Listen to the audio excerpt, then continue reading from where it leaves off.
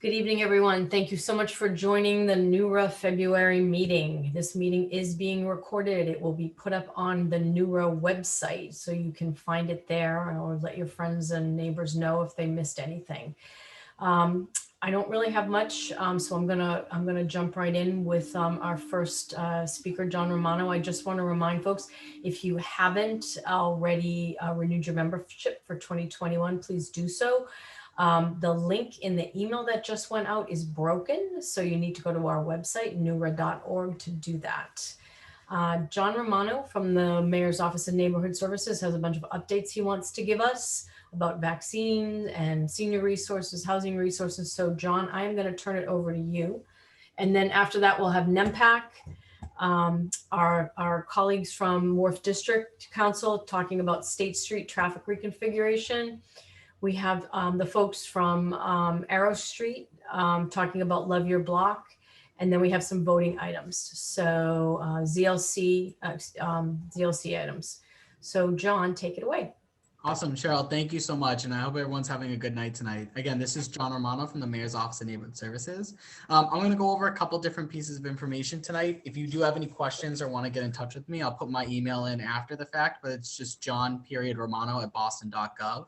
I want to talk about some vaccination sites. So while we have the one at the health center here, and that's for health center patients, and that's located at the Old North Church, the city of Boston has two different vaccination sites that are being run through the city. One's at the Reggie Lewis Track and Athletic Center at Roxbury College, is now a city-sponsored COVID-19 vaccination clinic. And this site is being run by the city of Boston and then will turn into a state site, at which point it will become a mass vaccination site. That same pattern is also being followed at Fenway Park, which is also currently now designated a state-run vaccination site. Now, when we talk about vaccinations and when you can get vaccinated, the state is setting priority groups according to CDC guidelines. The current order of phase 2 is individual 75 plus, individual 65 plus, or with 2+ underlying medical conditions, early education and K through 12 workers, transit, utility, food and agriculture, sanitation, public works, and public health workers, and then individuals with one underlying medical condition in that order. Individuals age 75 and older are the first priority group of phase 2, and that began on February 1st. Now, individuals 65 or older or with 2 or more underlying medical conditions will be in the second priority group. Later this month, individuals 65 or older with those 2 medical conditions will be eligible to get vaccinated. The exact date is going to depend on vaccine supply from the federal government. Now, if you're looking at how do I get vaccinated, going on mass.gov/COVID vaccine to find your phase and priority group will be the best step, and I'll post that after.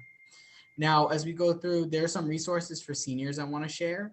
And the senior save program. So senior save program helps residents over the age of 60 replace their home heating systems. Applications are through the Boston Home Center, and you can call either 617-635-HOME or visit boston.gov/DND. Again, I'll post all of these things in the links in the comments after.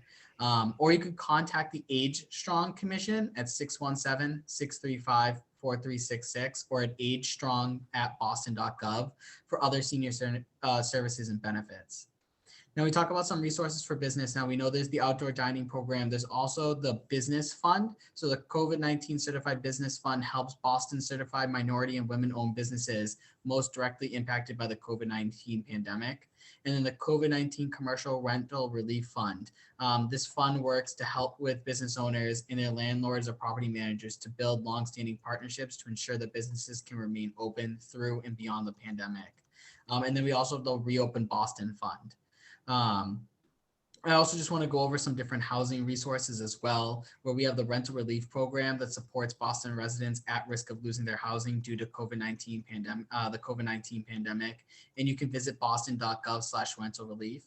We also have virtual legal clinics every Tuesday from 5:30 to 7:30 p.m. The Office of Housing Stability hosts a virtual legal clinic for small landlords and tenants, and you can complete the online form to RSVP to this virtual legal clinic. And the City of Boston rental voucher program launch has come through. And so the City of Boston rental voucher program is a rental voucher program similar to Section 8 that is funded by the City of Boston's operating budget and administered by the Boston Housing Authority. This vouching program will provide hundreds of low-income Boston households with rental assistance. It's responding to community input. The City of Boston vouching program will focus on project-based vouchers tied to a particular site or development, and will further fair housing through equitable neighborhood planning. And this announcement builds on the goals of housing a changing city, Boston 2030, the Walsh's administration's plan to stabilize the housing market, accommodate growth, improve housing accessibility, and increase affordability. Cheryl, what I'll do is I'll post some of those links in here, but I'll also send you a write-up that you can share with your members after as well. So it might be a little bit easier in an email to do so. That'd be great. You know what? Do you want to talk about if you are helping someone who's over 75? Actually, I can because I am, and you can get vaccinated. If you are accompanying somebody to get vaccinated, if you have someone in your household, you can call that number that we emailed out. I'll put it up on the chat. It's the North End New Health number, and they will call you back. It took me about it's a little over 24 hours for them to call back because they are inundated. But they are helping people arrange appointments to be vaccinated. If you have someone in your household who has more than one disease, who has chronic condition, is over the age of 75, they're working really hard to get people vaccinated. And if you're in that situation as I am, I would encourage you to take a look at it and call that number at New Health. Absolutely. And same thing with 311 as well. They're being helpful in helping people that are over 75 if they need assistance with that, or anyone in the phases signing up for a vaccination or answering some questions on that, just to be able to make sure, like, if there's any other resources or clarification people need or assistance, they're helping people get connected with those resources. That's terrific. Yeah. And if you put your contact info up to John into the chat, absolutely. That's really important. It's critical now. So, all right, thank you very much. Next up, we have Sherry Snow and Jamie Smith from NEMPAC. Oh, I'm sorry, Jamie, you're from the City of Boston, and Sherry's from NEMPAC, and they're going to talk about what they're doing on Tyleston Street and some outside work and give us an update. And I know you want me to share my screen with you, which I am going to do. 1 second. Hold on, I haven't done this. There you go. All right, you should be able to grab it now. Thank you, and thank you for making time on your agenda tonight. My name is Jamie Smith. I'm with the City of Boston Department of Neighborhood Development, and I just want to provide a little bit of background about this project before I turn it over to Sherry and NEMPAC. For those who might not be familiar, one of D&D's responsibilities is to oversee the redevelopment of city-owned land that no longer has a municipal use, and the building over on Tyleston Street, 48 to 50 Tyleston Street, came to us several years ago. And then late 2018, we started a public process and reached out to the North End community about how the building should be repurposed and potential future uses. And we had a pretty strong consensus at that time that the building should remain in some kind of public use and continue to provide a public benefit to City of Boston and the residents of the North End. So we took that feedback back and issued a RFP shortly thereafter, looking for a partnership with somebody who could offer a ongoing public service to the residents. So NEMPAC applied for that RFP and submitted a great proposal, proposing to expand their programming, which most of you are probably familiar with, but they'll go into more detail on that. And we've been working with them ever since on working out the details of the design and permitting and things like that. And now we're into the construction phase, and NEMPAC is looking to open the space in the not too distant future here. So I'll turn it over to them to talk about what they've been up to. And thank you. Great, thanks very much. Sherry. Thanks, Jamie, and thank you, Cheryl and NEWRA, for making time for us tonight. My name is Sherry Snow. I'm the Executive Director of NEMPAC, the North End Music and Performing Arts Center. It's nice to be here with all of you tonight and to see some familiar faces. As Jamie mentioned, we're here to give you all a brief update of our project, which we're all very excited about in the community, as well as to hope to minimize any kind of disruptions, which we will be expecting with some of the exterior work on the construction over the next several weeks to some of the residents here in the North End. So I'm going to screen share. I have a brief presentation for all of you, and then we'll allow for some questions afterwards.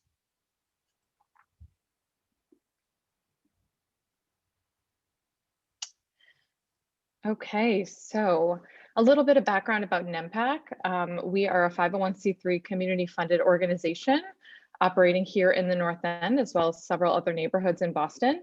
We have a strong partnership and history of working with Boston Public Schools, expanding now into Charlestown and other surrounding neighborhoods like Dorchester. Most recently, we have been working with the Boston Latin Academy. We are serving over 1,500 students a week at this point of all ages and abilities through thousands of programs, including public concerts. We've also most recently pivoted a lot of our programming online as a result of COVID, and we're able to retain about 70% of our students throughout the pandemic, which is great. We're happy to be that resource for the neighborhood. We've awarded last year over $19,000 in youth scholarships. And we have outgrown our current facility on the Prado. We've outgrown this for several years now, and we've been looking for more space, as I know many of you have realized. We are currently in a 570-foot square building that is owned by the Robert White Foundation in the Prado. And we found this opportunity through the Department of Neighborhood Development in the city of Boston, and with Mayor Walsh's support, won the bid on the building, and we're very excited to be opening the facility this coming fall in 2021. The current state of our project is we were awarded the bid in 2019. We have launched a public fundraising campaign titled the Next Act campaign with a total goal of $1 million to support renovations to Tyleston Street, as well as renovations to our current facilities at the Prado and Hull Street, as well as investment in instruments and future capital maintenance needs. We hired an excellent design build team, JJ Welsh Construction, as well as Peterman Architects, and Tom Peterman is here with us tonight to address some of the exterior plans and designs of the building. We began construction this past November with interior work, and we anticipate the completion of the project to be in April of 2021. So this is just in a couple months from now. To date, we've spent a little over $350,000 on our overall budget of this project, which is $650,000. This gives you a little overview of the floor plans, which I'll go over briefly.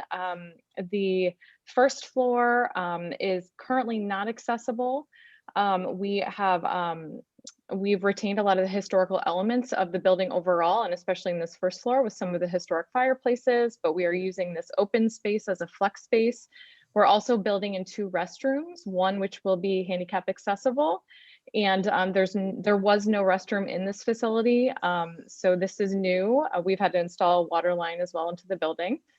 We will have also a small kitchenette in there, so we can have some community gatherings and some workshop space when it's safe to do so. The main entrance of the building will be the front of the building directly off of Tyleston Street, and we're looking into working with the city on some signage that'll help us just ensure that it's a safe entrance for students, as we know that there is oncoming traffic on Tyleston Street.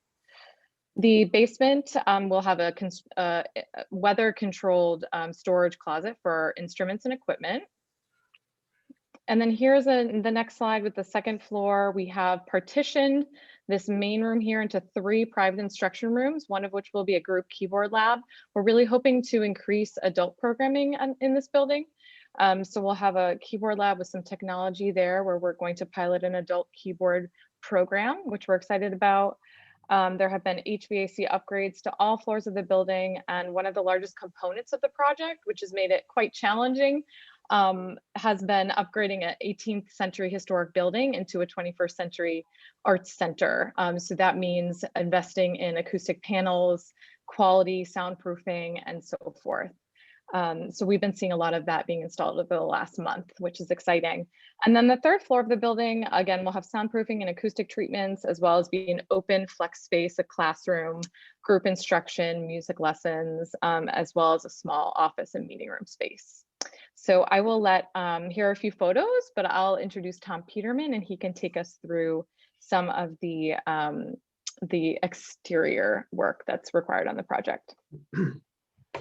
Thanks, Sherry. I'm Tom Peterman from Peterman Architects. We've been working with NAMPAC since the fall of 2019 on this project.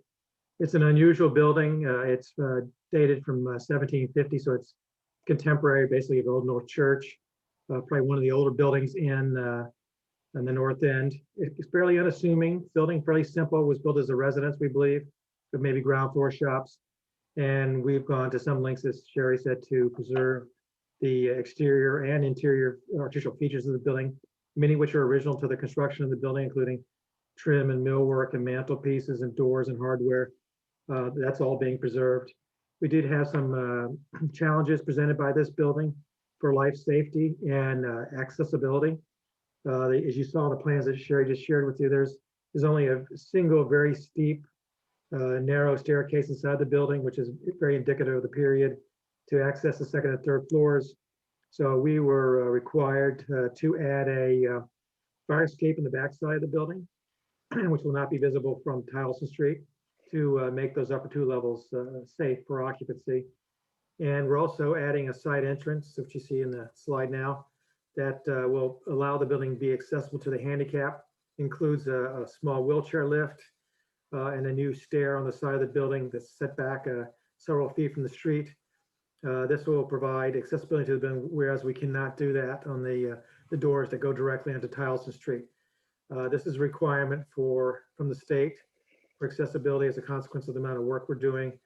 We also had to, make the bathrooms accessible and do some hardware changes throughout the building, but they granted us a great deal of leeway in retaining existing architectural features, so they were very helpful in working with us on this project. I'll be happy to take any technical questions if anybody has anything after this. Thank you, Tom. So our next steps at NEMPAC are to obviously inform the community of the work and what we've accomplished so far, which is what we're doing here tonight with NEWRA. We are collaborating with Boston Public Schools for the exterior work that'll take place we're hoping over the next 3 to 4 weeks. And we are planning for our building to be used by September. And our peak programming operating hours will be Monday through Friday, mainly after school. And we can expect some occasional nights and weekends, early evenings for some adult programming, as well as small events. And then again, as I mentioned earlier, the installation working with the City of Boston for safety signage as we will use the main entrance of the building off Towson Street as our main entrance at this time. Here's some contact information. Myself, Bruce Beisch, who is the project manager from JJ Welsh Construction, and Jamie Smith with D&D, who you heard from earlier. And I will pop this in the chat as well for everyone. And at this point, I believe we'll take some questions if there's time. I do have a question. Are you allowed to rent space out for community events, and do you plan to do that to raise funds? We are not currently going to be renting space because we're leasing directly through the City of Boston. So that would be something that we have to discuss with the city. And another question, will you allow trumpet players to practice after 11 p.m.?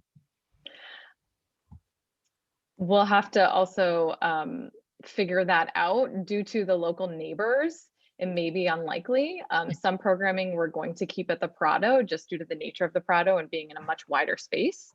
But we certainly can look into that further. Okay. Does anyone else have any questions? Want to raise your hand, put it in the chat? Well, thank you. Thank you so much. Anything, yeah. I'm just checking to make sure nobody's got their hand up. I don't see anybody. Oh, hold on. I do. Eileen and Richard Jacobs, I just opened your mic. Hi, I'm wondering, on the floor plan, I didn't see any restrooms on the second and third floor. Are you going to have restrooms on those floors as well? No, they're only going to be on the first floor of the building. And that's all we're required to do in this case. As you probably saw from the footprint of the building, it's only 650 square feet per floor. So if we were to provide bathrooms on every level, it would take up a significant amount of the program space. Okay. Thank you very much. We're looking forward to seeing that soon. Terrific. Thank you. Thank you. Thank you. Oh, our pleasure. We'll hopefully get an update from you maybe in the fall once it's all open and You- Absolutely. Hopefully we'll all be able to come to the grand opening. Exactly. You're all welcome to Our be house there. is- As Yeah, Thank you. okay, thanks. Let's welcome our colleagues from the Wharf District Council, Mark Margulies and Suzanne Lavoie. I've got to open your mics 1 second. Mark, you should be open. Suzanne, they're going to talk to us about State Street. We sent out an email. Suzanne, I just opened yours. The city wants to, they're doing a trial. They can explain it better, but State Street right now is 1 lane of traffic. And granted, there is not a lot of traffic right now, but there will be. People will go back into the city to work and to do things. And that traffic is going to back up into all of our neighborhoods. So Suzanne and Mark, please take it away. I'm hoping Suzanne can somehow unmute. Can you, Suzanne? I have, Suzanne, I am clicking, there you go. There you go. Good. You're good. Why don't you? There you go. You're all set. She's talking, but Suzanne, we cannot hear you. You may not be connected to audio. The joys of Zoom.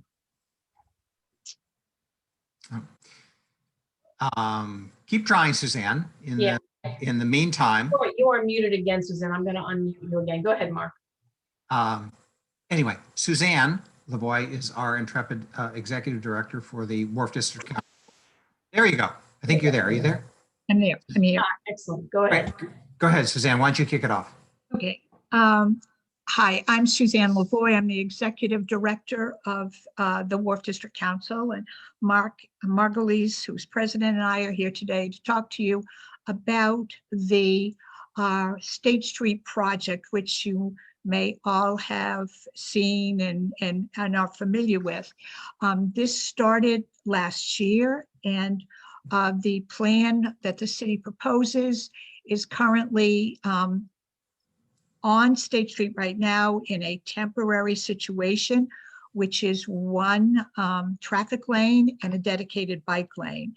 The plan, once it becomes approved and finalized, will be a permanent single lane street and wider sidewalks and a dedicated bike lane.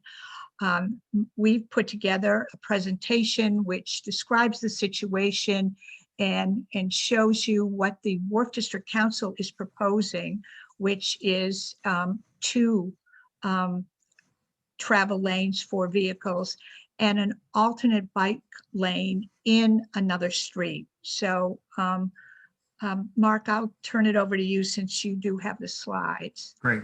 Thank you very much, Suzanne. And thank you all for having us. Again, my name is Mark. I'm not only I'm a resident in the neighborhood. I'm chair of the Wharf District Council, and I'm also chair of the North Bennett Street School. So we have a lot in common, and we have in common also, and I think you can see this, right, Cheryl? The concern about what will happen to all of us should the city continue with its plans to throttle down our only way of getting from the North End or from the Wharf District west. So what we have talked about is the city's goals and our goals are similar. We want to have a beautiful State Street. It is an important and historic part of the fabric of Boston. It is currently there are lots of challenges for pedestrians. And there is a concern about safety. Apparently there is a high incident of conflict there. But even if you were to fix it up, there is a concern about how we deal with the amount of traffic that is currently going through there. And the idea of reducing it to half is, I think we would all say, would contribute significantly to the problem that we already have, which is bad traffic. So this is for people who don't recall what State Street is like. I will remind people in the upper left-hand corner, there is a point here where it comes to be only 23 feet wide between the curbs. It is a significant problem and regularly backs up. You don't know that now because we're in the middle of a pandemic, but there are wonderful examples throughout the country and the world of places where streets have been renovated and improved to make really wonderful carriageways that are 2 lanes wide and are appropriate for the kind of historic context that State Street can and should be.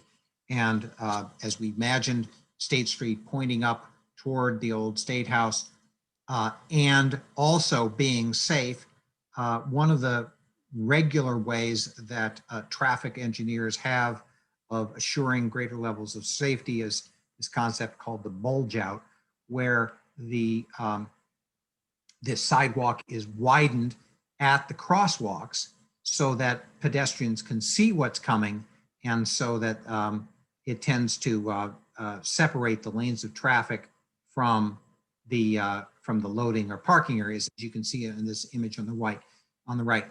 We have none of that on State Street at the moment.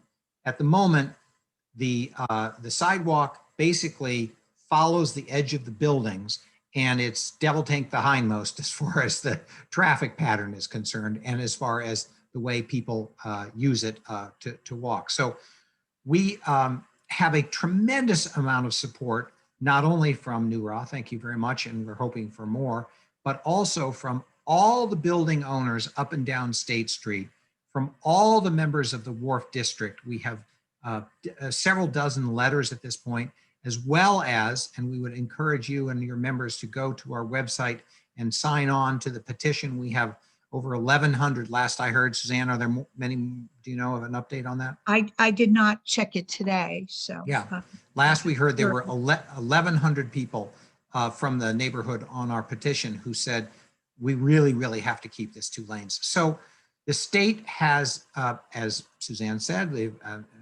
put up a pilot program that turns it into 1 lane with a bike lane next to it. The wonderful thing about this pilot program that they have put in place is that it shows in no uncertain terms that it doesn't work. Every time anybody is out there who is standing there with the BTD, which includes our city councilor Ed Flynn, whose support we've solicited, some sort of vehicle comes up and jams up the whole street and pulls over into the bike lane, make it unsafe for bikers and everybody else. And so we have said, okay, never mind complaining about it. What can we actually propose as a solution that everybody on State Street can endorse? And so we put together a plan that literally goes the entire distance of State Street, foot by foot, and says, what's there now and what could happen instead? So you see these bulge outs that we're proposing that don't currently exist, that would separate the lanes of traffic from the loading or parking. Again, that we have all this drone footage of pedestrians running across in the middle of the street. Well, they wouldn't have to do that if we had these bulge outs. And so the first block would be like that. The second block, we've dealt with these pinch points and we've created places for loading and unloading. And we've suggested places for trees so that we could be more consistent with that earlier image that you saw of beautifying the streets.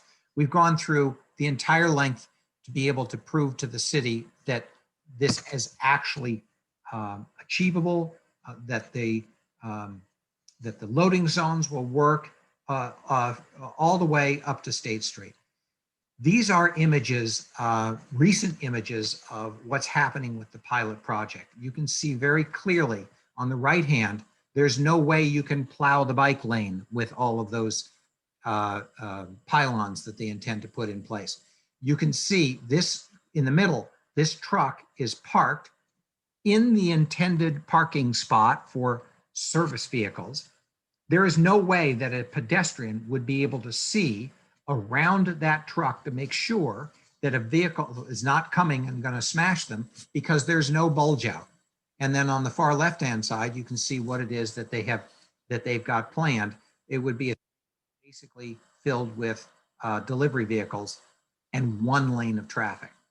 So I think the important point to make here is that we're all in favor of bike lanes.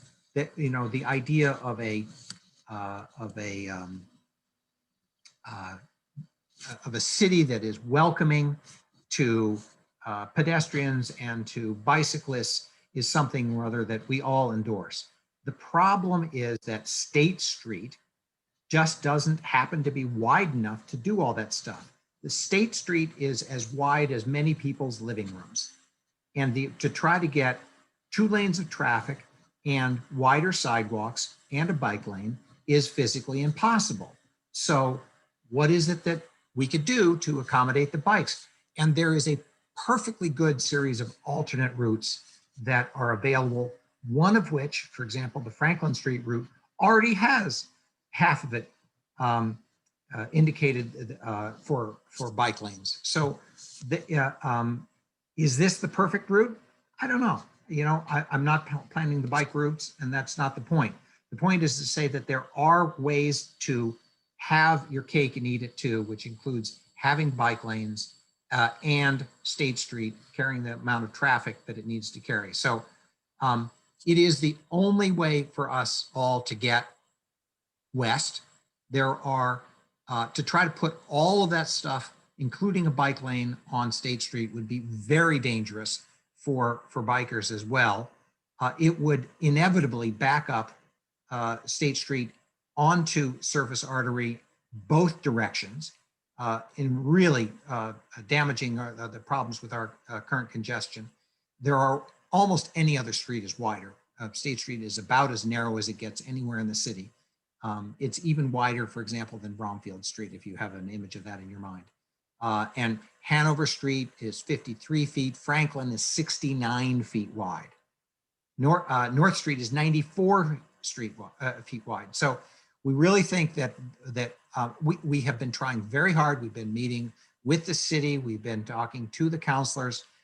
We are not getting a lot of traction. To be honest, there's a very strong movement in the direction of it becoming what you see currently, and we consider that to be a serious problem for all of us. What can we do to help if people so choose? So I think there are a couple of things. First of all, sign the petition that we have on our website. It's up in the chat right now, and as I posted it, it got about 4 or 5 more signatures. Excellent, great.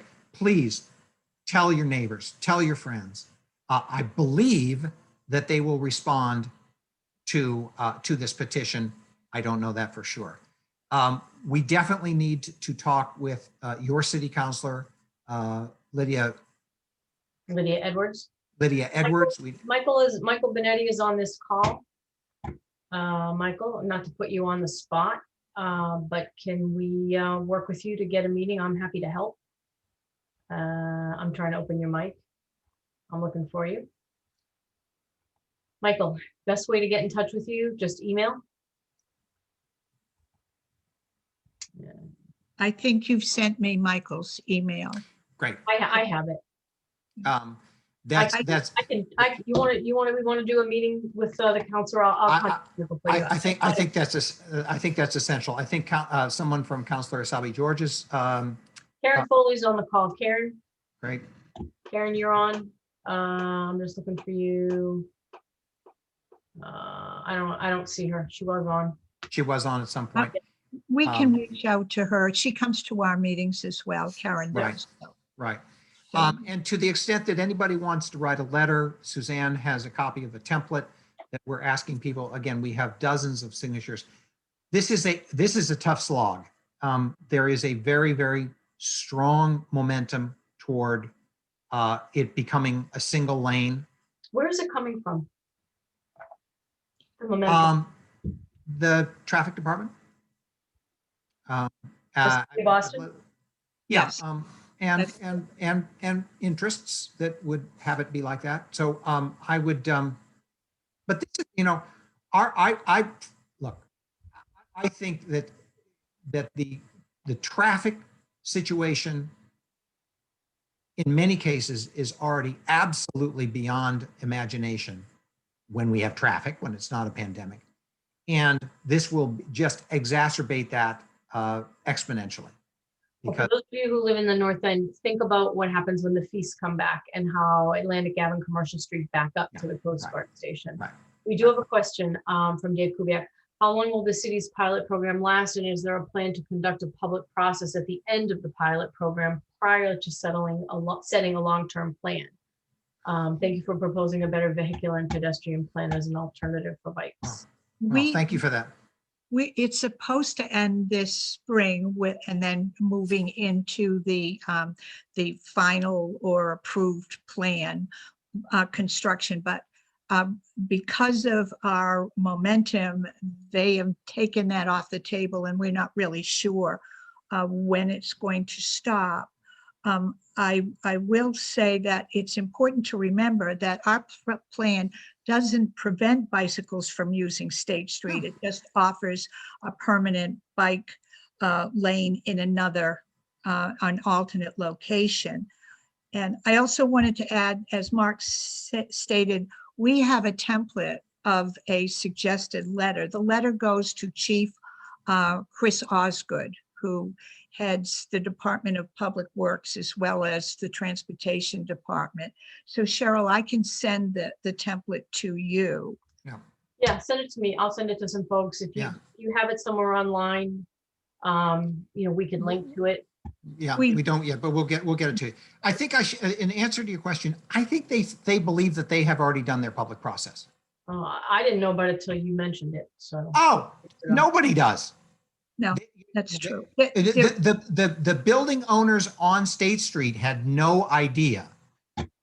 And the BTD believes that they have surveyed people and that they have full endorsement for this idea. Okay. All right. Well, let's see if we can get some folks to write some letters and make some calls. Michael Benetti, who works for Constable Edwards, he can, for some reason, cannot unmute his phone, his Zoom. I keep unmuting him, but it just doesn't work. So he just put it in the chat. We can follow up with him tomorrow. Wonderful. Thank you. Thank you all. I'm happy to help. Wonderful. Appreciate it. Thanks. Thanks very much. Okay, next up is we have Alicia Tremblay and Victoria Wright from Arrow Street's nonprofit environmental design group. They got a grant from Love Your Block, and they want to talk to the neighborhood about how best to do it. And I'm just trying to buy myself a little time while I open up their mics. Okay, and I know you guys, you can share. You should be able to share. You're both open. Yeah, so talk to us about what you're thinking and how we can help. And we'll let people ask questions and weigh in. Awesome. Okay, so I think Victoria is going to share her screen. Perfect. So we're actually just looking for ideas and feedback right now because we're in the beginning stages of really getting this implemented. So we work for an architecture firm, Arrow Street, that's in Post Office Square, and we won a grant last spring to kind of find some community engagement within the neighborhoods that we were kind of walking around when we were at lunch, when we were in the offices, but COVID has changed some of this. So we're kind of getting back into planning and hopefully getting this done this spring. But we applied for a city grant. It's $3,500. And we had originally focused on building some type of wall that would involve tourists, but locals, as well as engaging the community, but involving local businesses and local residents kind of coming together and creating a focal point or a point of interest. But then when COVID hit, we wanted to try to start to look for ways that we could do this all hands off and engage some businesses that are maybe struggling or focus a little bit more on the outdoor environment, because that's probably where we're going to be. And with Cheryl's help, we started looking into the North End and how we can involve your community, your neighborhood, and started looking at maybe bringing something to the entry of Hanover Street. And Victoria, if you want to talk a little bit more about how we would implement it within the North End.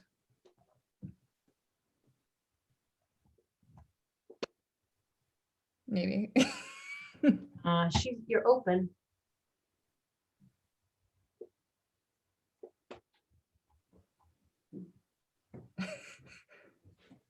Hold on. Oh, come on. The mic is open. It is. Yeah, I can see it's open, but it has a little green line on it. But that maybe that's because you're sharing your screen. I'm looking for her to see if she's having trouble getting her mic open on her computer. Oh, this is the joy of doing this. Victoria, you are muted. Unmute your computer. You're open. Actually, let's try opening you up again. Okay. Try it. There you go. We can't hear you. No, you've got to make sure you join the audio in the computer. If you want to share your screen, I can just keep talking too. I can just talk away. Yeah, go ahead. Share the screen. That would be the best. And I can help you because we've talked a lot about this. Yeah, I was gonna say we've talked a lot about this. So, and that's the thing. We don't have a specific plan right now. We just we have the money and we want to do something that really helps your community, involves everyone, gets more businesses going, gets more tourists to the area, you know, but we really want to keep the engagement of the community active with this. So Victoria, if you want to keep moving, I know that there's spots along the Freedom Trail that we had talked about, but we were thinking about using a QR code to bring people there. So eventually, if there's an events page, we can link that to it. We can link history of the Freedom Trail to it. It's kind of like how, restaurants are doing menus these days. So if you want to link your menu from a local restaurant on there as well, then we can evolve to that. But, you know, with $3,500, we want to start with something small, but that has the ability to evolve and grow. But as I said, try to keep it outside right now because that's the safest way to do this. Do you think you would want to put something up at the entrance to the north end, like on Hanover and Cross Yeah, Street? and that's exactly what we, Yeah, we thought that there would be something up there with the QR code so that people could grab it right away and walk through the north end, and here are the shops, here are the restaurants, here's the history, here's the Freedom Trail, here's how to get to the water. Instead of, you know, there used to be a sign that was like a highway sign that blinked, like this is the north end, I'll go slow. I don't know if you guys remember it from last summer, but it would be nice to have something that's real welcoming for the north end. Does anyone have any questions or any input? Any ideas? And if people don't know, like our emails here, we'll put it in the chat as well. Like we want to have conversations about this. That's the whole, that's really what we're here for. That's what we want. This is a project that we want the community to be involved in, and we want everybody to be happy with this. And we want it to create like tourism in the area and people, like a focal point, like I had said. Eileen has a question. Eileen, I just unmuted you. You got to unmute it. Okay, there you go. Do you see this $3,500 as the beginning so that you're doing the planning, or is that going to be the amount you have to spend? Because, for example, the north end could use some more greenery. I don't know if that's within your purview. If people are walking around and they could figure out which restaurants have space, for example, that would be something, so that because oftentimes there are lines, or obviously not during COVID, but places for, they could figure out where the library is, whether a church is open. So more, in other words, geared towards tourists as well as geared to those of us who live in the north end and would like some more greenery, maybe plantings, because on corners, for example, big planting pots, additional trees. Yeah, so this really right now is the 3,500 is for this specific part of the grant. We had sent in a project that we had originally come up with, and right now it is only the 3,500. So I think in the future, this could be a kickoff maybe to, because the Love Your Block project also, there's grants, but there's also cleanups for it that go around and they do neighborhood cleanups.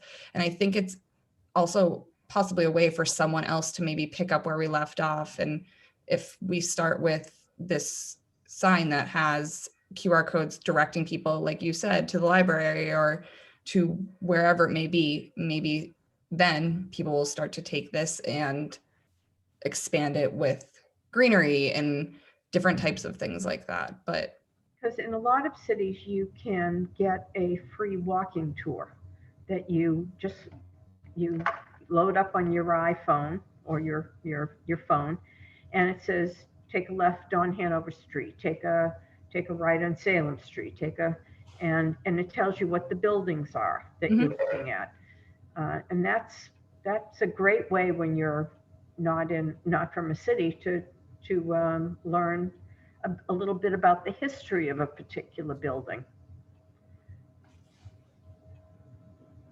yeah, and that I think that's great, because that's is exactly like what we're looking for. What else can we implement into it that would help residents as well as tourists and affect both in a positive way? Great. Sherry, I just opened your mic. Hi, everyone. I live in the North End waterfront. There are a couple of apps for the Freedom Trail, and they're a little bit kind of confusing and cumbersome to download. I think that having something with QR codes on it with enough signage interspersed throughout the Freedom Trail and the North End would be super helpful for people who, they meander over there because they know there's something to see. And it saves them from fussing with these somewhat difficult apps. So just being able to prompt themselves through the North End using the QR codes, I think, is a really terrific idea. And so I don't know how much signage you can actually do for $3,500, but some consistency in the signage, so that's kind of wayfinding and catches people's eye. Because even then, when you're on one of those apps, finding the actual exhibit that you're trying to find when you're at that point on the Freedom Trails is sometimes a little hard to do. So, love this idea. I think it could be a nice supplement to all those apps that are out there for the Freedom Trail, self-guided Freedom Trail. That's great. Well, if anybody has any more ideas, just shoot us an email, newra.board@gmail.com, and we'll get them over to Alicia. Or actually, just go right to Alicia and Victoria. They're going to put their email addresses in the chat. Send them your ideas. Feel free to reach out to them. I mean, they want to work with us, and they're looking at what would help make our neighborhood a better place for businesses and for all the visitors that come by, and also make it nice for the people that live here. I mean, Dave just put up something in the chat saying he thinks that this should be green. There should be a lot of green component to it, which is great. You can never have enough trees and plants. Anybody have anything else? All right.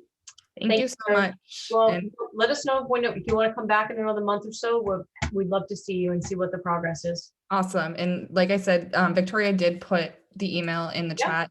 Love Your Block and Environmental Design Group. So please, please, please feel free to reach out. We're always available for a phone call, a video. We all know how to do video. So thank you. Thank you both. Thank you so much.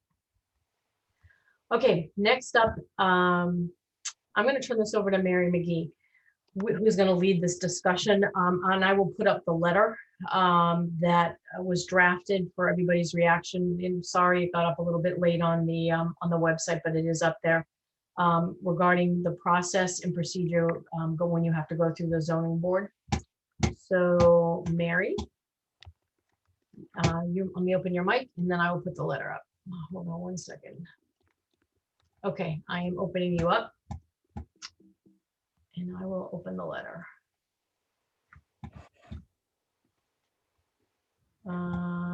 Your mic's open, Mary. Okay. Yeah, I'm putting it up right now. Putting it up. Okay. And just gotta switch. Let's see how well I do this. Hang on. For some reason, it's not letting me do it. Huh. Well, there, I got it. while you're doing that, maybe I'll just introduce why we are doing this, if that would. You Oh, see it? okay. Oh, you've got it right there. Okay. Okay, good. Fine. You can see it good. So basically, the genesis of this letter is that there's been a long standing concern within NEWRA about the treatment of residents when they go to zoning board hearings. And this has been a concern for many years, but it hardly seems possible, but things have actually gotten worse since the meetings have gone to Zoom. And we've been getting reports from members who've been to hearings, and the reports are pretty much the same. And one of the major ones is that if you're opposing a project, you don't get to speak, or if you send in letters, they're not recognized, that there's no sense that they are being brought to the attention of the board. They're certainly not being put in the record in any way. So these are all concerns that people were feeling needed to be addressed. But then what happened is that there was the hearing on the 14 North Bennett Street project. And the problems with that hearing were so extreme that we thought this was the time that we should be writing to Dion Irish, who is the head of ISD, and the zoning board is within ISD. And the fact is that also we are aware that some other hearings are going to be coming up that residents are concerned about. 25 Atlantic Avenue is an example of one. And we would just like to get on the record that there are issues with how the hearings are being conducted. And we're hoping that something will be done about it. And basically, just to give the example of the 14 North Bennett Street, the first issue was one that is fairly typical, and that is that the meeting was postponed 5 times, and it was always basically day of the hearing. And the problem is, of course, residents are doing this on their own time, as opposed to the developers who are doing this as a business. And people show up and they're told, well, gee, this is being postponed. You'll have to come back another time. And so that is one big issue. The other is, and again, this is in the letter, that testimony was taken from the proponent of the project, taken from those who supported it. Nothing was taken from anybody who opposed the project. And with a Zoom meeting, it is even harder to address that. At least if you're in the room where the hearing's taking place, you can kind of jump up and raise your hand and say, hey, wait a minute, I'm here. With the Zoom hearing, it's very hard to do that. So, and the other thing is, again, that there were letters in opposition. Both neighborhood organizations actually oppose this project. It's really not clear that that was taken into consideration at all. Certainly, it wasn't mentioned at the hearing. So this letter is trying to bring these issues to the attention of Dion Irish, with copies to the city councilors who are at large, to our own city councilor, Lydia Edwards, who's been very involved in zoning issues, to the Mayor's Office of Neighborhood Services, and then also to NUNIC. And so the question is whether people have questions about the letter, about what it contains. Do people think that things need to be changed? And do people support sending this letter to Dion Irish? So. Okay, I'm going to open Ellen Hume's mic right now. Ellen, you want to speak? Thank you so much, Mary and Cheryl. I didn't even know this letter was in the works, and I strongly support it as a person who, along with Tom Schiavone and others, was trying to appear before that January 12th hearing. We'd spent a year researching.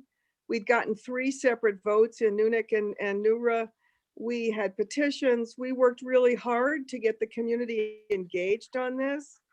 And the developer didn't negotiate with us for a year and kept postponing. So what was so shocking though was on the day of the hearing, because our attorney had been hit by a car.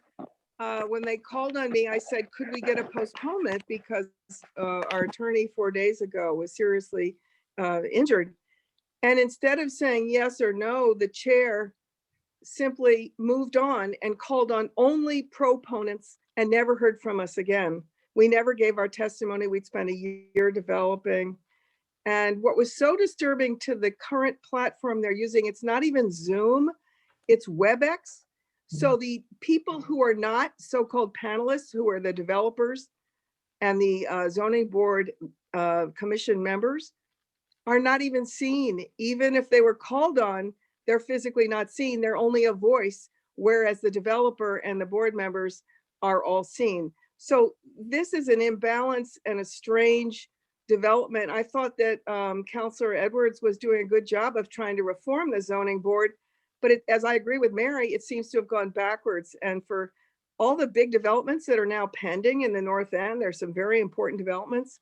It's vital that the community's voice have weight. And in this case, we had 0 weight. It just went through as if it had been planned behind the scenes, and there'd been no accounting for what our community had said over and over again over a full year.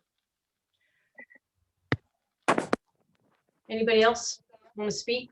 Questions? Cheryl, I just wanted to mention, I'm seeing on the chat that actually the ISD Constituent Services Liaison, Colleen Kennedy, is with us this evening. So maybe she could provide her contact information, because I think that would be a helpful contact to have in addressing some of these issues. Colleen, would you like to, I wouldn't want to put you on the spot, but if you'd like to speak or, you know, discuss this with us or give us any advice, we'd be welcome. Just put your hand up, hit the button, and we'll unmute you. I see. No, like I said, I don't want to put you on the spot, but could you put your contact information in the chat? That would be great. And Colleen is asking that you scroll to the top of the letter again. Oh, Or sure. no, that's from Sherry. I'm sorry, wrong Sure. person. Yeah, it's at the top. I was trying to move it around a little bit. Okay, okay.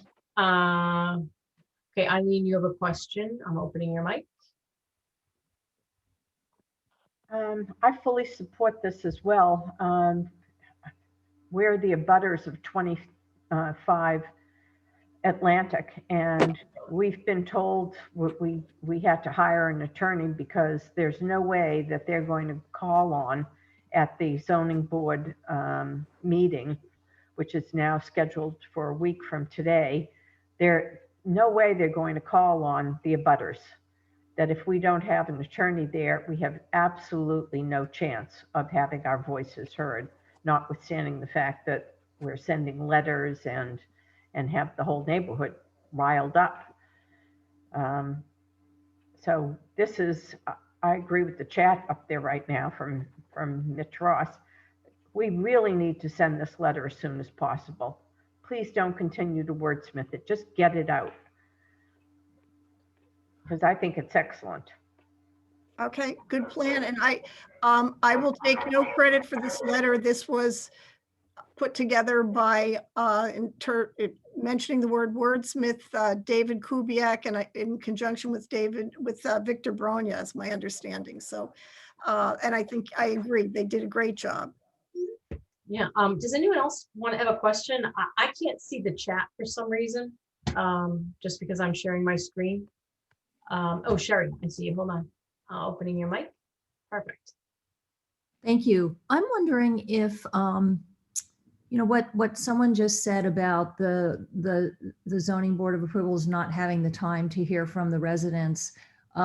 This letter is another, you know, long kind of explanation, and I support it 100%. And I think that the situation is really outrageous. I came from Washington, D.C. I'm an architect. I've worked with Board of Zoning Adjustment there. and that is always, the citizens are always heard from. What I'm wondering, in order for this to be better heard, can we get an attorney to write a cover letter for this that is really very strong and to the point, and let these things serve as an exhibit? Well, NEWRA doesn't have an attorney per se that represents us. If there are any attorneys out there that would like to do that, sure. I mean, you could write something. I don't know. I honestly, I'd have to open this up to the NEWRA board and exec committee about that. Does anybody on NEWRA want to weigh in? Mary? Well, You are an attorney. yeah, I think that really at this point, and I think Eileen made the point that it's just important to get the letter out. I mean, I think there are certainly a lot of legal issues involved in how the board operates, and I think we can follow up with some of that. But I think this is just saying, you know, there's a major problem here, and somebody, we want you to be aware of it and please address it. So, and so I think that what's here is sufficient from that standpoint. Okay. Does anyone else want to speak? Dave, you had a lot of input on this. I can open your mic if you want to speak. Yeah, I think the last paragraph's important. There you go. We're raising the issues here, but what's really important is to have Commissioner Irish come to a NEWRA meeting, hopefully on March 11, and be able to hear these concerns and respond to them. We assume he's the right person to send this to because the Zoning Board of Appeal does fall under Inspectional Services Department. So that's the key reason is to end up being heard when Commissioner Irish comes to our NEWRA meeting. The other thing I want to say is that the concerns raised in this letter go well beyond what happened on January 12th at that particular hearing. I suggest that everyone go on to the Zoning Board website, City of Boston Zoning Board's website, and there are some profiles of several of the 11 members and alternate members of the Zoning Board of Appeal. When you read those profiles, I think you may get an idea of why residents' concerns don't get the same weight as developers' concerns, real estate concerns, contractors' concerns. Many of the members of the board are or were associated with construction unions, contractors, and real estate agencies. Thank you. I think we should CC the entire city council on this letter. I also think we should copy Senator Boncory, Representative Markowitz, and the mayor. Mayor's still going to be here for another week or two. Do we want to put this to a vote, or I mean, we've had a lot of support for it. I mean, what do you guys, Mary, what do you think? Well, I don't know if there's any way for people to indicate that they support doing this other than, I mean, it really is not, it's expressing concerns that our membership have expressed. So it's not as though it's a particularly controversial thing to send out, you know, but if anybody feels there has to be a vote, maybe they could indicate that right now. Well, let's see, Eileen has her hand up again. Eileen, I opened your mic. I don't think we need to vote on this. I think we need to get this out as soon as possible. And I think you should also copy members of the Zoning Board of Appeals so that they see our frustration and that their boss has been told about it. I would send it out broadly. I mean, I think sending it out to Dion Irish is a good idea, but I would blanket um, our representatives, the mayor, just as Cheryl has suggested, and get the thing out. Yep. Yep, I think we actually, somebody sent me some names. I think the zoning board of appeal, I think I might have the names. I don't know. I'm sure we can get all of that. But Yes. that's a great idea. We can add that to it. Yeah, I can change the date on the, well, actually tomorrow's the 12th. I'll work to get this out probably over the weekend. And if NEWRA wants an attorney, those of us who are opposing 25 Atlantic have hired an attorney, and he is doing a great job for us. And it's very difficult to find an attorney that's willing to go up against well-funded, well-established construction and developers. It's very difficult. We've got a good one. That's great. Good. Okay, well, I think we have our marching orders, unless anyone has any objection to us sending this letter on behalf of the membership of NEWRA. We will get this out. I can't promise I'm gonna get it done tomorrow. I got a big work day, but over the weekend, and I'll get all the zoning board names and their email addresses, and we'll get that. I can send them to you. Oh, thank you. That would be I'll fantastic. send them to you. Great. All right, thank you. No questions. I cannot see the chat because I am sharing my screen, but now I'm not anymore, so I can see the chat. Oh, there's a whole bunch of chat questions. Hold on. I gotta back it up. Yep, I'm kind of going through the chat. Nobody was reading this. A lot of people are saying they want to send it. Colleen, I'm attaching 2 flyers. We are trying to get out to residents regarding zoning. Trying to open it to see what it is. Colleen, can we open your mic and you can tell us what this is? Because I can't open this. I'm going to open your mic. If you Hi, could. everybody. Great. I can't open. Can you hear me? Yes, Yeah. we can hear Yes. you. I can't open these. Okay, I can send them. I can send them to you via email too. So we're doing a couple of zoning workshops coming up. I'm just going to try to open them on my computer just so I can look to get you the date. I think I have them. Oh, you have them already? Is it the zoning 101? Okay, March 10th at 4:30. Yeah, somebody sent me. Yes. That. We were going to send it to Yes. you. Yep, that's it. Yep, we have that. Okay, perfect. Yep, so that's all that, yep, that's all that is. And I will actually give the commissioner a heads up on the letter that's coming his way, just so he knows. I'm sure if his schedule allows, he'd be happy to attend the meeting next month, so. But I will give him a heads up on that for you. Can you give me your No email problem. on private chat? If you this is Yep. Cheryl, you just give me your Sure. email. So that way I'll make sure you get a copy of this letter too. That would be great. Okay, perfect. Rick says, oh yeah, we're gonna copy the entire city council. Ellen Hume, 5th graph from the end, change the 14th to the 12th. Okay, thank you. I'm sorry, I'm just going through the chat. I don't think we need to have everybody raise their hands up. You guys can all raise your hands to pass it, to send this. Sherry's 2 sentences at the beginning stating the concern. If you want to give me 2 sentences to add, I'd be happy to. Or send something over. You can email me or this is great. Thanks, Colleen. I got your email. I'm just going to save it. And if anybody else have anything else on this matter, or we can move over to ZLC. I think we're good. Victor, I'm going to open your mic and let you take it away for our next item. Okay. Thanks, everyone. Am I unmuted? You are unmuted.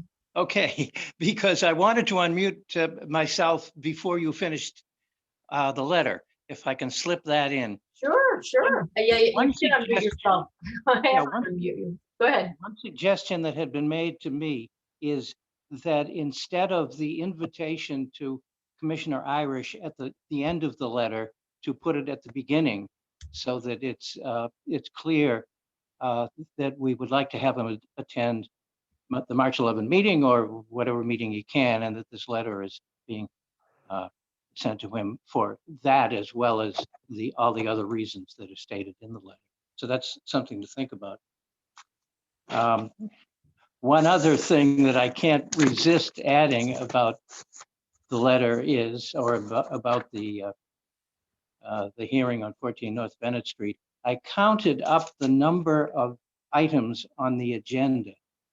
There were 57 items on the Board of Appeals agenda that day. 14 North Bennett Street was 49th. That seems to speak for itself, that the system needs to be changed. With that, let's move on to ZLC. We have coming up a ZLC meeting on the 23rd, Zoom meeting, of course, on the 23rd of the month. I won't be able to be in attendance or chair it because I will be having my second dose of COVID-19 vaccine. So someone else will be handling it. What will be on the agenda, the only item is Giacomo's Restaurant looking to go to the second floor. Other than that, I think the only other ZLC item is what's coming up now, which is 81 to 88, 81A Prince Street, which will be presented by Attorney Toscano. Yeah, Dan, I'm going to open your mic right now. There you go. Thank you, Cheryl. Am I ready to go? Ready for me? You're up. All right. Do you All want, right, thank you. Want to show anything? Do you need Yeah, I'm going to share my screen. Hold on. So Did it wrong. thank you, Cheryl, and members of the association. Daniel Toscano, attorney located at 1 State Street, Boston, Mass, Suite 1500. I represent 81 Prince Street LLC, which is filed for a change of occupancy. So I'm going to share my screen so everybody sees this. All right, let's get to this. I assume everybody can see my screen. Yes. All right. So 81 Prince Street is filed for a change of occupancy. The current occupancy is 4 residential units and 1 commercial space. The commercial space, the property was owned by Leo Rizzuti for many years, and the commercial space, well before my time, I think it was used as a takeout restaurant of some sorts, but it hasn't been used for many years for commercial space. This building is located in a multifamily residential subdistrict / local services. And what we want to do really is just convert that commercial space to a residential unit, which would be a 2-bedroom, 2.5 bath, 1,400 square foot unit. So I'm going to go forward here. For those who aren't familiar with 81 Prince Street, it's almost directly across the street from Puzziali's Bakery. And if you're looking at the front of the building, to its right was old Dr. Bova's dental office, but which is now the chiropractor office. And then the building to its left is the corner building of Margaret Street and Prince Street. So those who may remember, Leo used to always sit out in front of his doorway, and he used it as storage for many, many years. And unfortunately, Leo had passed, and the building was ultimately sold. The new owners tried for quite some time, well over a year, to market the location as a commercial space, but unfortunately, no tenant was interested in renting it out. So we now move forward to try to change it to the residential unit to make the building really 5 residential units. The buildings will be condos, so it'll be 5 condominiums. 2 of the condominiums are already sold and they're already owner occupied. The remaining will be sold. So looking at the floor plan, as you'll see, so the unit number 1, which will be the ground level, and we're going to extend some living space into the basement. That is the new residential unit. It's going to be, like I said, it's a 1,400 square foot residential unit. On the first floor, on the ground level, you're going to have your 2 bedrooms, your 2 baths and some open space. And then you'll have an interior stairwell going down, which you'll see on the left-hand side of the screen. And down there, you'll have your kitchen, living space, and a half bath. And we have encountered some, and you also see on the middle photo, you'll see really just some outdoor space as the building doesn't go all the way back to the property line. So there's an existing door which will be used for some outdoor space for the new residential unit. We have encountered some zoning code violations as we filed. One would be the parking. Everybody's familiar with that parking requirement. You have to have 1 parking spot per residential unit. In this case, the zoning code requires us to add 1 parking space for the 1 residential unit that we're adding. I think being familiar with this location, I don't think we can add parking on site. So pretty typical zoning code violation. The second violation we encountered was a rear yard setback. So as you're gonna look, maybe I'll get to the next screen. There is it's called a roof deck on the zoning code refusal letter, but it's really outdoor deck for unit number 1, as you see it here. So this, as you're looking at your screen in the middle photo, where there was a deck that sat back there for unit number 1. What we did was renovated. It's actually not a new deck that we're proposing, but it's a renovation of an existing deck. It was moved over a little bit to the left and set back from the property line, because in the back of that property, it abuts the property line of 7-9 Margaret Street. So what we did, we set the deck back so it doesn't really rest as a retaining wall. The old deck was resting on the retaining wall, so we renovated it and got it off that retaining wall. So that deck is really where it says roof deck for the public notice. It's really not a roof deck. It's just some outdoor space for unit number 1 only. There is no proposed roof deck for this building.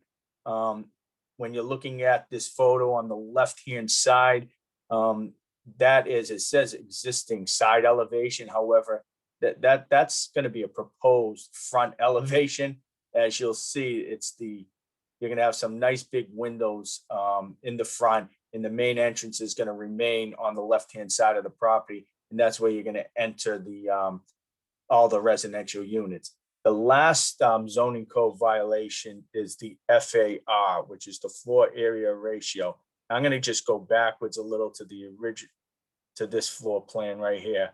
So the FAR, as those probably listening to all these meetings, you know that in the North End, we have a 3.0 requirement here for the zoning code. The current FAR is 3.82. and which is a pre-existing, so we're already over the FAR. Now we're adding some living space into the basement, and our proposed FAR is going to be 3.89. So now you may wonder why, if you're adding so much living space in the basement, how come your FAR really only went up very little? And as you can see in this front area where these nice big windows are going to be, there is a cutout here. So we cut out the floor. So it's almost like a mezzanine level. So we eliminated about 400 square feet of living space on the ground level. So the owners, tenants living in that unit will be able to look down into their basement, lower level area. So you'll be looking down into your living room and your kitchen area. So, and the reason why we've done that, because this is a true basement and we needed to provide much needed light and air to that lower level. So that's why we eliminated almost 400 square feet of space on the first floor. So does everybody understand what I was talking about? I'm happy to, all right. So moving forward, you'll just see this is just a rear elevation and a front elevation.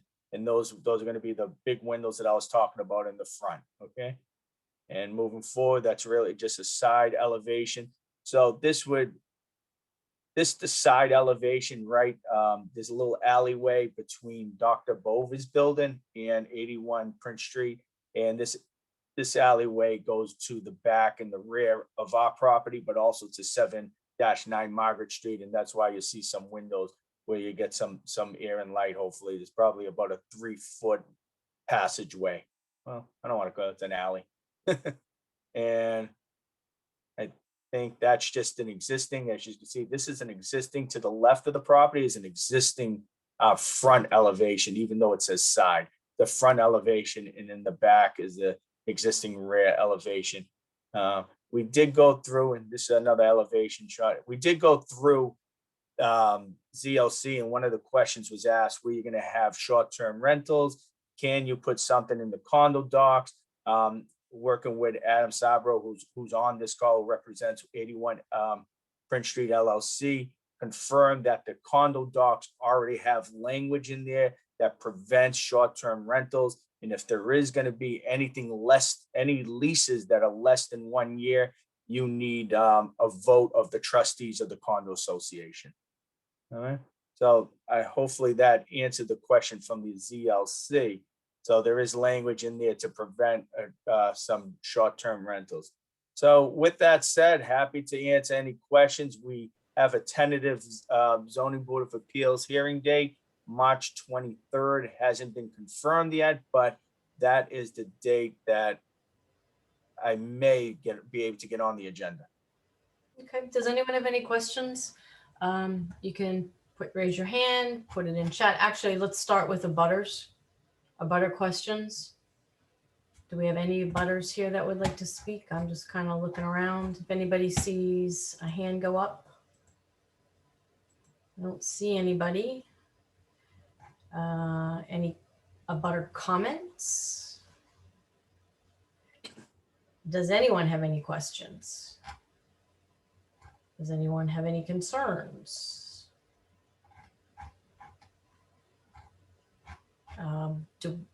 Dave, I'm waiting for you.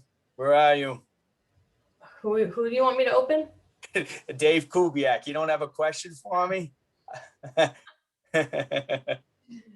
Hold on. Thank you, Dave.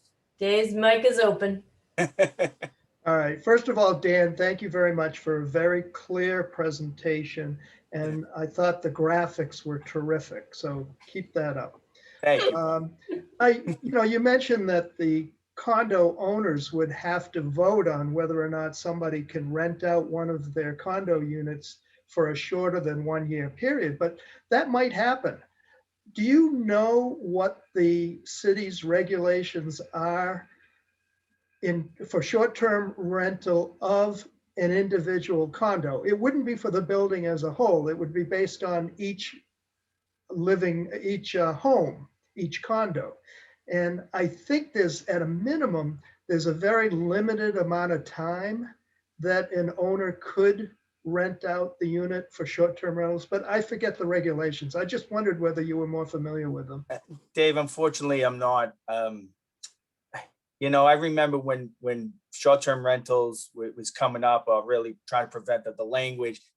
And I remember, honestly, maybe it was you and Ford, maybe really talking about, there's only a few buildings that I thought I was aware of that possibly could have a short-term rental, because it had to be either a 2-family, but in a 5-family building, but I understand they're individually owned. I'm not 100% sure. I'm really not. You're muted, Dave.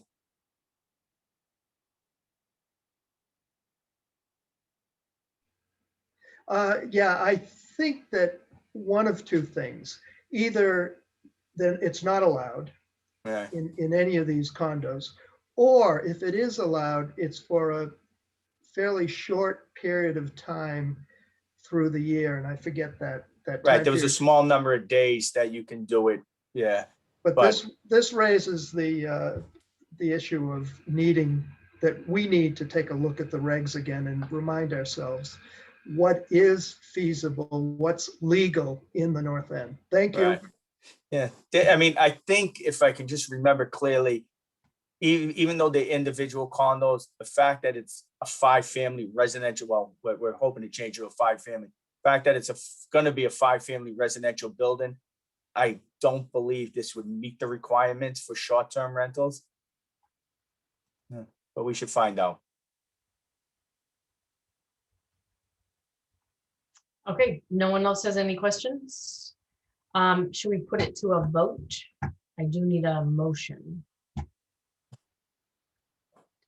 Dave, can I ask you to do a motion, to give us a motion? Well, I move that NEWRA members, voting members, vote to support or oppose the appeal at 81 Prince Street, number C, to convert from a commercial space to a residential unit.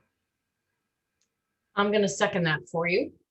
And please email your vote to newra.board@gmail.com. The address is in the chat. newra.board@gmail.com. I'm just looking to see if anybody has any more questions. Does anybody have anything else? Nothing? Put up a hand. Nope. All right, well, we'll get a vote. We'll email the results out to everybody tomorrow. No, nothing else. Anybody have anything they want to add? I'm looking. Most people have shut their video off. So I think we are nearing the end of our meeting. Thank you very much and have a great weekend. Enjoy the snow that allegedly is coming, maybe. And we'll see you next month. Thanks, everyone. Oh, we'll get all that info out to you too about State Street. Hi, Jen. And Jen's kids, Lenore and Leanna, because I know they're around there somewhere. Do they want to say hi? Yeah, I figured they did. I'll keep it open. I haven't seen you in so long. Hi. Hi, how are you? Good. Oh, wait, now I have to pick both of them up at once. Here, come on. Oh boy. Here they are. Hi. Yes. Yeah, we can hear you. Have a good night. All right, everyone. Have a good night. We'll see you next month.